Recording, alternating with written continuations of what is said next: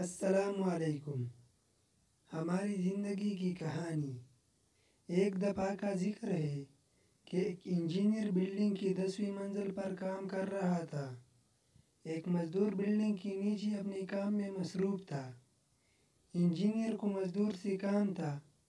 بہت زیادہ اس کو آواز دی لیکن اس نے نہیں سنی۔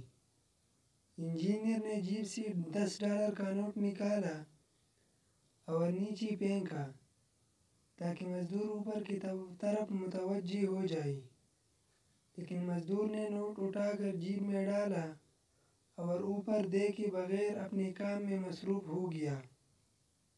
دوسری دفعہ انجینئر نے $50 کا نوٹ نکالا اور نیچے پھینکا کہ شاید اب مزدور اوپر کی طرف متوجہ ہو جائے۔ مزدور نے پھر سے اوپر دیکھے بغیر نوٹ جیب میں ڈال دیا۔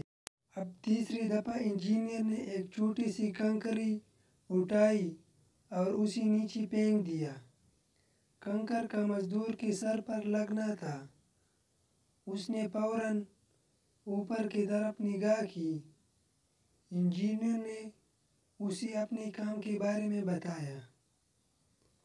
یہ در حقیقت ہماری زندگی کی کہانی ہے۔ ہمارا خدا ہمیشہ ہم پر نعمتوں کی بارش کرتا ہے کہ شاید ہم سر اٹھا کر اس کا شکریہ ادا کریں۔ اس کی باتیں سنیں لیکن ہم اس طرح اس کی باتیں نہیں سنتے۔ لیکن جو نہیں کوئی چھوٹی سی مشکل، پریشانی یا مصیبت ہماری زندگی میں آتی ہے، ہم فوراً اس ذات کی طرف متوجہ ہوتے ہیں۔ ہمیں صرف مشکلات میں خدا یاد آتا ہے۔ بس ہمیں چاہیے کہ ہر وقت جب بھی پروردگار کی طرف سے کوئی نعمت ہم تک پہنچے، فوراً اس کا شکریہ ادا کریں۔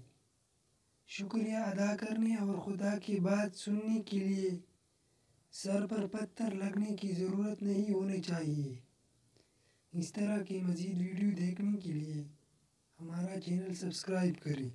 والسلام۔